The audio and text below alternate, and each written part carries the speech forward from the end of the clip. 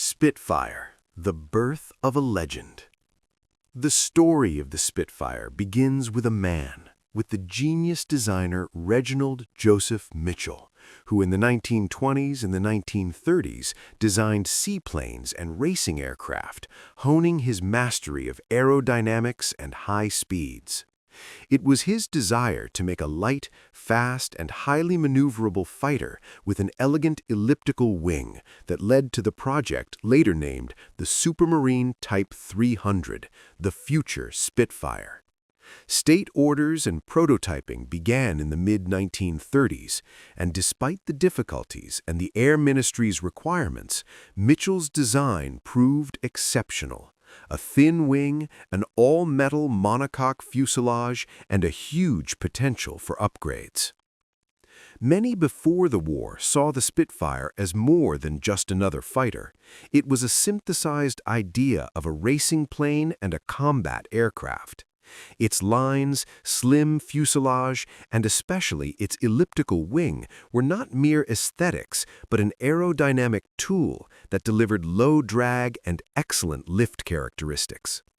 This aerodynamic beauty with a function made the Spitfire unusually obedient in maneuvers and allowed it to win in turning dogfights, where roll rate and turn radius decided the outcome of a duel. The key to the Spitfire's success was its engine. The aircraft was originally designed around a new engine of that era from Rolls-Royce, the legendary Merlin. In early variants, the Merlin produced around 1,000 horsepower, and in later modifications, the Merlin series, and later the more powerful Rolls-Royce Griffon on late marks, reached substantially higher power outputs, allowing the Spitfire to gain speed, ceiling, and endurance. The aircraft proved exceptionally scalable.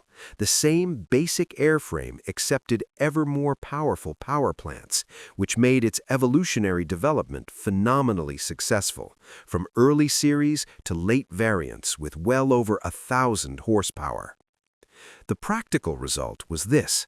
In early series, the Spitfire could fly faster and higher than most German fighters of its time.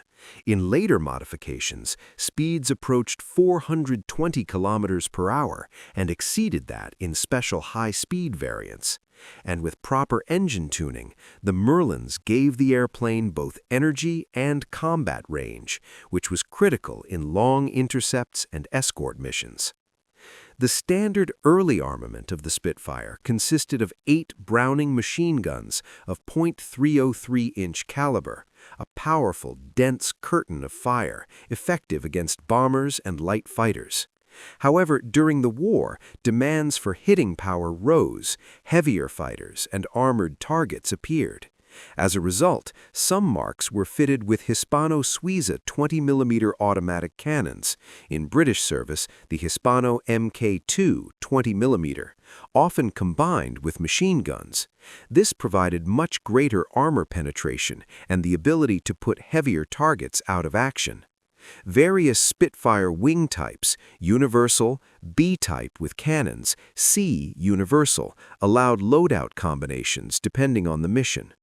The advantage of such an armament architecture was flexibility. The aircraft could be quickly reconfigured for fighting bombers, for interceptions, or for escorting. Drawbacks included technical complications, cannon freezing at high altitude in early versions, and the need for modernizing flight technical personnel and combat procedures. But overall, the Spitfire earned the reputation as a striking but precise machine, capable of quickly bringing fire to bear in a tail chase or dive battle. The Spitfire was an all-metal aircraft assembled by methods that by the start of the Second World War had reached a high degree of industrial maturity.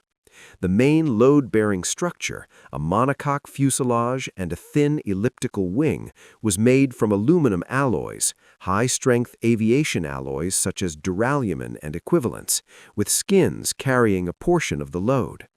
The wing required precise stamping and assembly of ribs, spars, and riveted joints, a technologically complex process that in mass production demanded highly skilled workers and specialized presses and stamping lines.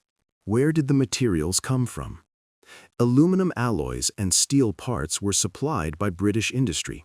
Metallurgical plants and specialized enterprises cooperated with aircraft factories, and refined alloys were imported as forgings according to needs.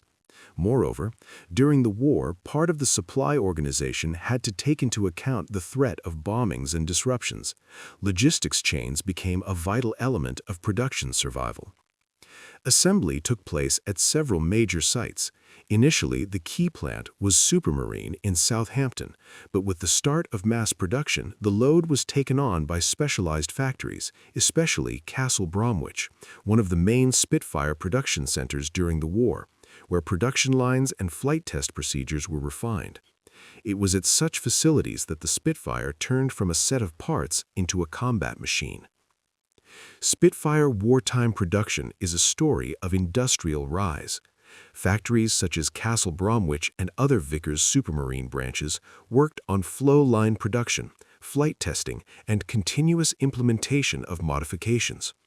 Castle Bromwich, for example, produced thousands of machines, and at that factory alone, more than 12,000 aircraft were assembled during the main war years. Overall, production of various Spitfire marks amounted to several tens of thousands of aircraft over the years of the conflict. That scale allowed forces in service to be replenished, losses to be replaced, and improved versions to be introduced without long pauses. Mass production rested on three pillars: access to materials, manpower, engineers, assemblers, engine specialists, and optimized manufacturing processes. Even under bombing and wartime constraints, British aviation industry managed to organize cooperation and stabilize output, which became one of the chief factors ensuring the RAF's long-term combat capability. In early war combat, the Spitfire proved itself as a royal interceptor. Its role is most vividly seen in the events later known as the Battle of Britain, the second half of 1940. Although at the initial stage, roles were divided between the Hawker Hurricane and the Spitfire. The Hurricane at that time did much of the bomber interception, while the Spitfire engaged enemy fighters. The Spitfire quickly earned a reputation as a killer machine among Luftwaffe pilots. German airmen in operational reports and memoirs noted that the Spitfire was more maneuverable, faster in a turning fight, and dangerous in a duel. Even when the Luftwaffe had tactical successes, encounters with Spitfires were hard on their units. There was a common misconception among some German commentators and even in propaganda that the British fighter was a beautiful but delicate device, not so fearsome in prolonged confrontation. This underestimation was largely because the Germans were seeing other types of British equipment and assessed them by their own logic of fighting.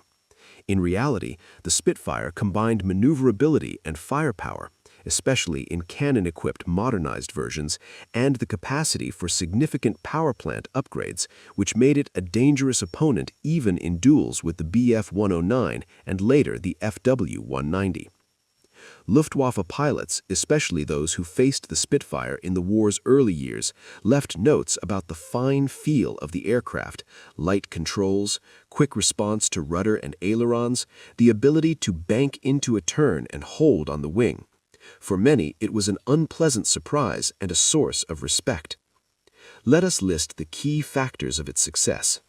Aerodynamic efficiency. The elliptical wing provided low induced drag and excellent lift characteristics, delivering outstanding maneuverability. Modular construction. A strong basic airframe allowed increasingly powerful engines to be installed without radical fuselage changes. This gave the Spitfire a long life of upgrades. Quality of assembly and production. The presence of factories like Castle Bromwich and established technological chains allowed mass production of upgraded variants. Combat load configurations. The option to fit 8 machine guns or a mix of cannons and machine guns made the Spitfire versatile, from interception to attacking light targets. Psychological effect. For the enemy, it became a symbol of British resistance, and in that sense, its value exceeded purely technical aspects. Drawbacks and limitations. Of course, the Spitfire was not perfect. The thin wing required complex and costly manufacturing. The airplane demanded skilled maintenance. Early versions had a limited range, which meant operations far over Europe required basing or escort support. In addition, when armament was increased, there were problems with cannon heating and ammunition synchronization, but engineers and manufacturers gradually eliminated these weaknesses in later marks. Another practical downside, the high cost and technological complexity made the Spitfire less mass-producible in terms of simple manufacturing compared with some rivals. However, that price paid off in combat quality and performance. Legacy. Why the Spitfire entered history. By the end of the war and immediately after it, the Spitfire had become a symbol of British resilience and engineering genius. Its design proved that success is the result of sound aerodynamic solutions, thoughtful evolution of the power plant, and high production culture. The airplane not only defended the skies in key months of the war, but also became a real cultural icon. Its silhouettes, pilots' memories, restorations, and displays still draw crowds of enthusiasts worldwide.